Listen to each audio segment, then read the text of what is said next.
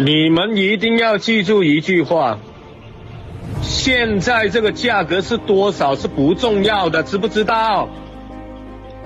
重要的是1个月以后、2个月以后、3个月以后，你们再也看不见现在这个价格，懂不懂？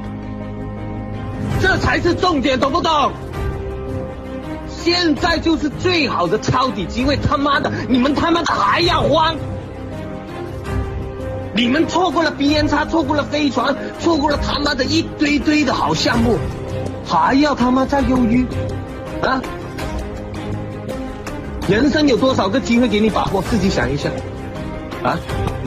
每一次他妈你失去机会，都是因为你没有胆子哦！我操，懂不懂啊？那别人为什么他妈没有错过啦？